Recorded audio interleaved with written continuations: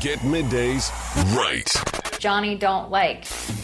With John Phillips. Oh, yeah. And you can get it right now. Johnny don't like. Teacher. Johnny don't like. School. One day Johnny gonna do something. Show him he's nobody's fool. Oh, yeah. I didn't know that she sang.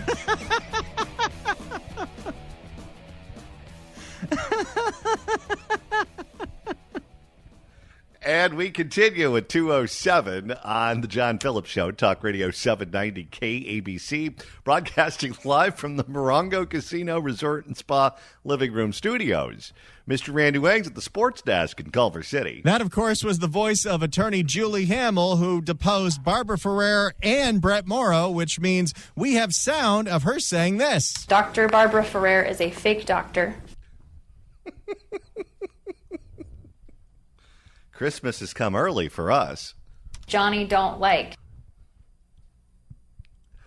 800-222-KABC is the telephone number, 1-800-222-5222. It is a pleasure to welcome our next guest to the program. He is the president of John Zogby Strategies on national polls. You can find him online at johnzogbystrategies.com, and you can follow him on Twitter at Zogby Strategies. John Zogby, welcome. Hey, John. Good to talk to you again. Great to hear your voice as well. Hope you're doing okay in the heat. We are. I'm in upstate New York, so this is one time of the year where we're at an advantage. Okay, go Bills. All right, let's talk about the top political stories going on right now in the country, and they surround scandal. Today, the story involves Hunter Biden, the troubled son of President Joe Biden, who cut a plea deal with prosecutors over alleged wrongdoing. The judge threw that out of court today and said that they're going to have to do something different because the two sides see the world very differently in terms of where the current investigation stands right now. We've certainly seen President Trump get charged in various states by different prosecutors at different levels of government. And every time President Trump gets charged with something, his poll numbers in the Republican primary seem to go up. They circle the wagons, and Republicans see him under attack from unfair Democratic prosecutors. Yesterday, we had Mickey Kaus on the program, the writer over at Kaus Files, and I asked him about the Hunter Biden scandal and how he sees that playing out within the Democratic Party. And he essentially said, as long as Joe is polling well against Trump, none of them will care. The minute he starts to look like he's vulnerable, suddenly it'll become an issue. How do you think these scandals are playing right now within each politician's own party? John, I think they cancel each other out. I think there's zero sum, no net gain for either. It is in terms of national attention, media attention. Let's say the Hunter Biden scandal is newer. It's been around for a while, but really hasn't been captivating or played up until very recently. We see Joe Biden's numbers really just holding, occasionally a poll at 38, occasionally a poll at 45, but generally he's in the low 40s. The same thing with Donald Trump. In his case, however, on the Republican side, it's not so much his numbers going up. They did go up after the last indictment, probably will go up the next indictment. But in between, I think the real dynamic is that Ron DeSantis is slithering down in the polls and is really in the low teens right now. So, but Trump versus Biden, you have a very close race. Advantage right now, Biden. I'm not calling it a Biden renaissance at the moment, but for the last 11 days and counting, the age issue has not been front and center in the headlines. The inflation going down, consumer confidence index going up, the sorts of things that, ordinarily would give an incumbent president a big bump not so much giving Biden a bump, but at least putting him in a narrow lead right now. If you were to do a public approval poll of someone who was accused or convicted of a violent crime, someone like an O.J. Simpson, someone like a Charlie Manson, I would imagine that their disapproval numbers are off the charts because everyone understands what they were accused of. And if the public seems to have settled on their guilt, then they will have a negative opinion towards those people.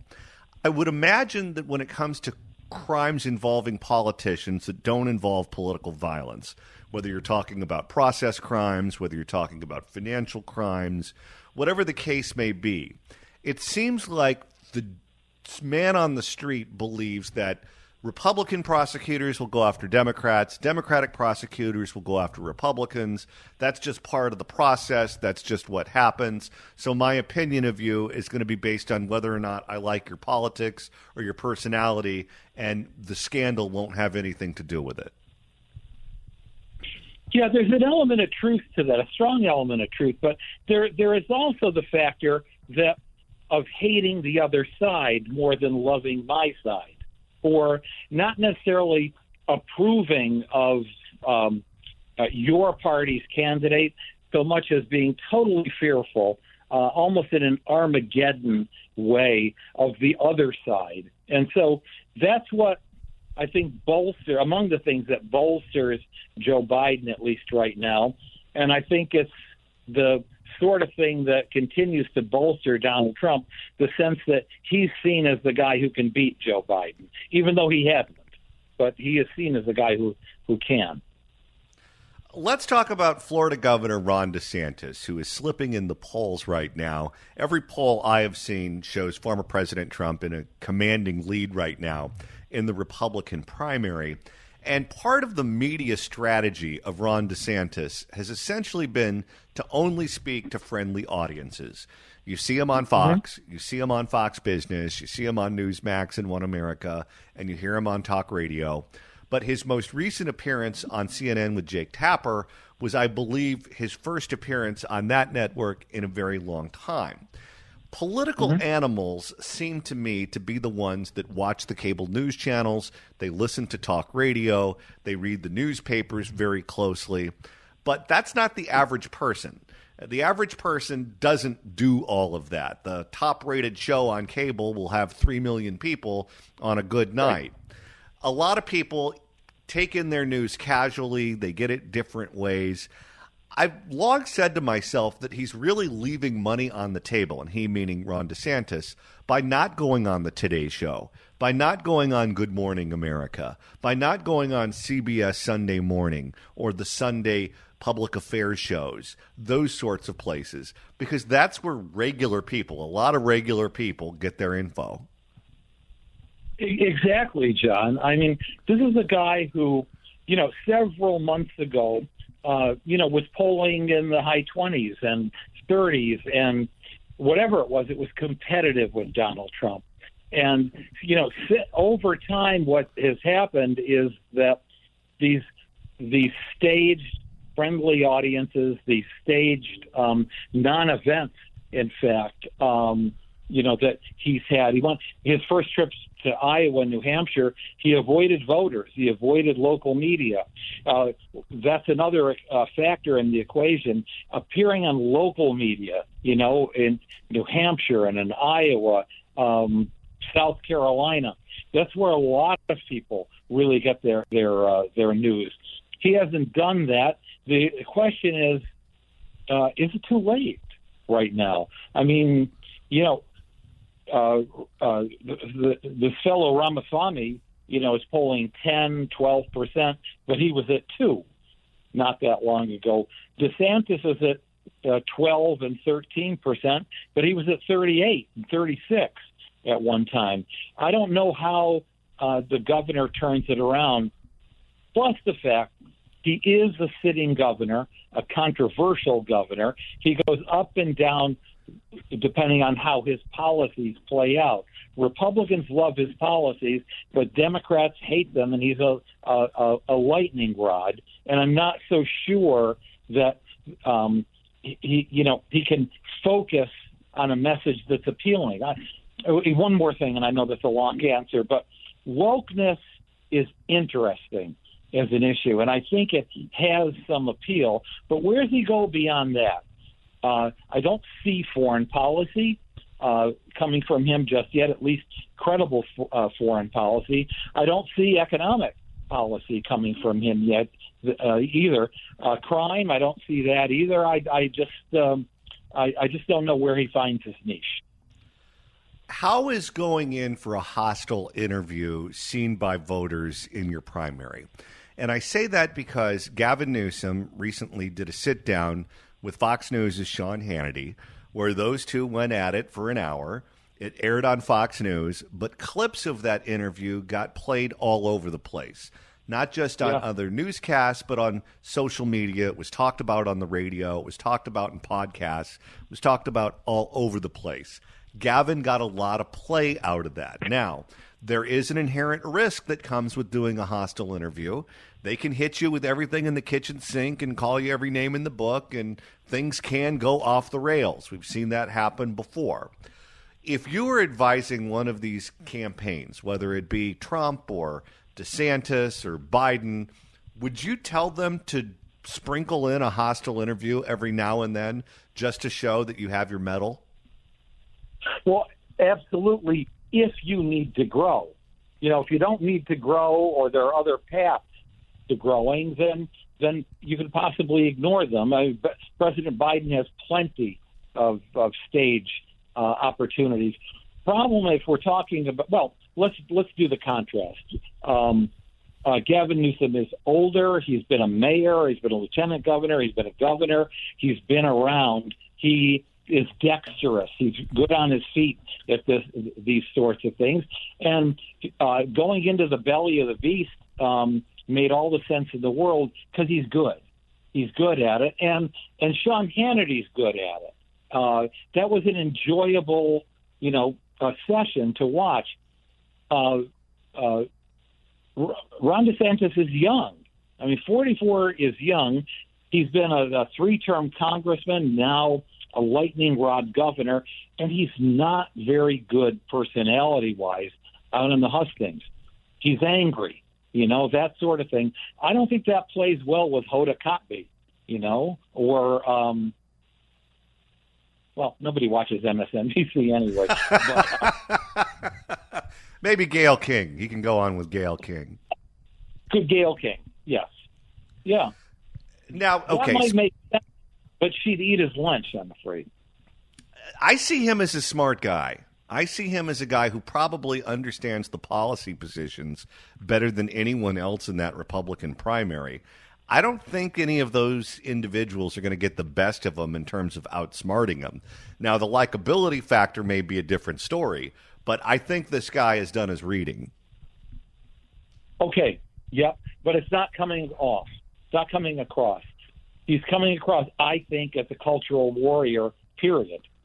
That may not be his fault, but add together someone without a compelling personality, someone who comes across as angry only, and not someone who has come out with a number of policy issues and is willing to, or can captivate an interviewer and get an interviewer to ask questions about those policies. I think that's a problem right now. I'm of the belief that people who spend a lot of time on Twitter give absolutely horrific advice to politicians because Twitter is not real life. Twitter is a space that exists for a certain finite number of people. They are, generally speaking, far more engaged in the political process than the average person. And because those are the people that they surround themselves with, they assume that the rest of the world is just like them. And I say that because when COVID-19 hit, we saw a lot of decks shuffle in terms of population. And one of the decks that shuffled is so many of the conservative social media influencers left blue states. They left New York, they left Washington, D.C., they left California, and they went to Florida. And because they're all in Florida, it seems like they have his ear. and they're the ones that are pushing him into these cultural subjects. He ran as a populist governor. He was not the culture warrior that exists today. I believe that having all of these social media types in his space, in his ear, has been very bad for him. You have to bow to some degree, or take a bow, I should say, to the highly intense voters. They're the ones, they're influencers, they vote and they influence others in how they vote, but and that could help early, and that can help, with $25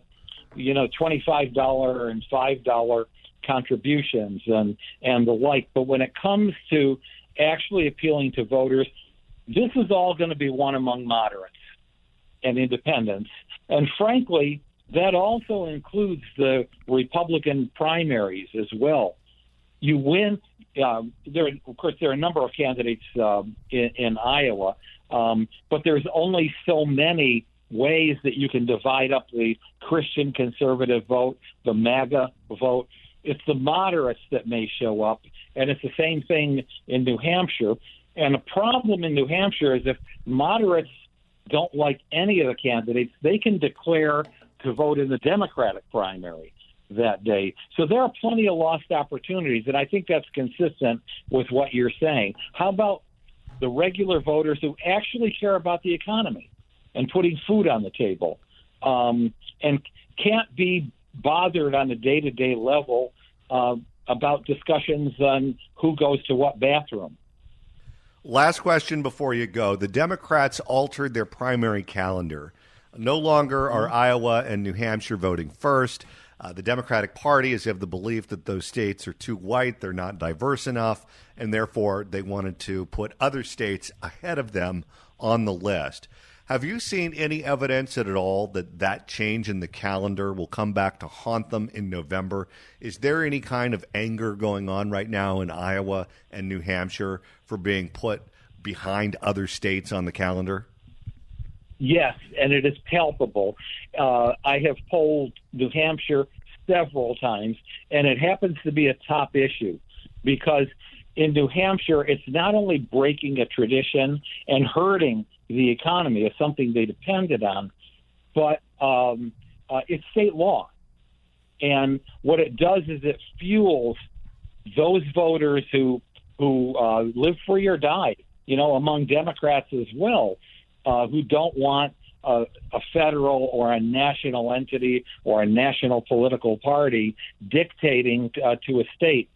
For one, I think that it was a huge mistake. Yes, to a large degree, a state like South Carolina reflects the Democratic base much more than Iowa and New Hampshire, but there certainly could have been a way to accommodate both. John Zogby, president of John Zogby Strategies on National Polls. You can get him online at johnzogbystrategies.com and follow him on Twitter at Zogby Strategies. John, thanks so much for stopping by. We always enjoy chatting with you. Same here. Thanks, John. Bye-bye. We know that George Gascon is a complete disgrace here in Los Angeles, but he has I can't say a brother from another mother, but a sister from another mother up in Alameda County who's just as screwy as him. Quite frankly. And Randy, she's up to no good again. That's right. Pamela Price, who is now facing a recall, is starting to get some major pushback from some of the police chiefs in the county that she governs. One is in the town of Livermore, where the police chief says, hey, we had a jackass on parole for armed robbery who went and committed another armed robbery. This guy's a career criminal. You got to put him away. And Pam Price says, how about a diversion program? Let's have more details on this battle. Here's KTVU, Fox 2. This is an unusual case, and that's why I think that the enhancements apply here. We also had a very serious violent crime involving a firearm, and so I think that meets her criteria. Now at 5, a battle over public safety and justice between the chief of police in one Bay Area city and a district attorney being criticized for her policies. Livermore's police chief is asking the Alameda County DA to enhance charges on a convicted felon who, while still on parole, allegedly committed 2 more armed and violent crimes. Good evening, everyone. I'm Mike Nebeck. And I'm Julie Hayner. KTVU's Tom Baker joins us now from the newsroom with the details. Tom. Well, the DA says what she is doing is legal and it's fair. What say you? I say no. I say hell no. This was a violent crime. Livermore Police Chief Jeremy Young wants Alameda County District Attorney Pamela Price to enhance criminal charges against convicted felon 21-year-old Colby Berry. He had a prior 21-year-old, and you're already going for your second felony. If you're 21 years of age and you're already going for your second felony, you're never going to see 30. This was a violent crime. Livermore Police Chief Jeremy Young wants Alameda County District Attorney Pamela Price to enhance criminal charges against convicted felon 21-year-old Colby Berry. He had a prior violent offense using a firearm, and this is a second one. Police say Berry is charged with using a gun to rob 2 women, wounding 1, in Livermore last May in public while on parole from a previous shooting conviction just last year. One of the enhancements. How the hell is this guy out? Are they waiting for him to go for a hat trick? This is what we do now. We kick people down to the jails. The jails are full. They get out on parole within, a year?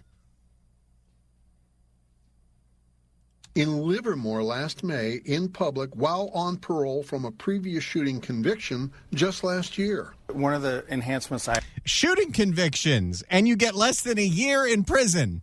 There were injuries. One of the enhancements I asked for was a career criminal enhancement, which does take into account prior violent felonies involving a firearm, and so this being the second one. If you go to prison for using a weapon like a gun in a crime, and you hurt somebody, and after you get convicted and you go to prison and you come out and the first thing you do is grab that gun again and go rob somebody, you are not rehabilitatable. No, and you shouldn't be on the streets with the rest of us.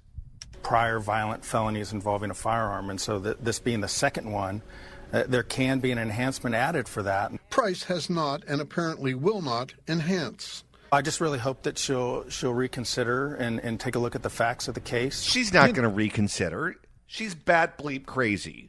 You know it's bad when a police chief can't even get a hold of the district attorney, so he's got to go to the local news. He's got as much power in this situation as the tenants in East Hollywood with the naked man. She won't talk to anyone that's not just as crazy as her. She won't talk to the cops. She won't talk to the deputy DAs that work for her. She won't talk to the news media. As of now, Berry faces a maximum sentence of 13 years, but could be out much sooner for good behavior and time served. But, let me guess, armed robbery is one of those Prop 57 eligible crimes? Oh, yes. Anything with violent in the title is determined to be nonviolent. And time served. But, get this, the chief says Berry's case is now headed for the so-called diversion court at the request of his defense lawyer. I just know that custody would be out of the question, as far as I know, and then also probably the sentencing or the conviction on his record. So I think those are off the table. The district attorney did not respond to that when I asked. She previously released a canned video statement not subject to reporter questioning and clarifications. I like that the reporter in this story has thrown some shade. They should, because she's ignoring them. She doesn't want to be held responsible for her idiotic actions. While there may be some people who disagree with our evaluation of the evidence, our analysis of the facts of a case, or our decisions, they are ours to make. How the hell did this woman get elected? How did she graduate law school? She went on to say the data shows enhancements overwhelmingly lengthen sentences against black defendants. Unless there are... So then use the enhancements on some white defendants, and then it evens out. Or how about this? Don't rob people with a gun. Then you don't have to worry about it. She went on to say the data shows enhancements overwhelmingly lengthen sentences against black defendants. Unless there are extraordinary circumstances involving harm to vulnerable victims or extreme acts of violence. This is really egregious. I think it meets her qualifications as far as when she said she would apply enhancements. On Tuesday, Price issued a statement that says if we followed the chief's advice, we would be adding 50 years to life to his sentence. Again, the DA... Again, who is she out to protect? The victims? The people that were robbed at gunpoint? Or this monster? 50 years seems okay to me. Don't shoot people when you rob them, repeatedly. On Tuesday, Price issued a statement that says if we followed the chief's advice, we would be adding 50 years to life to his sentence.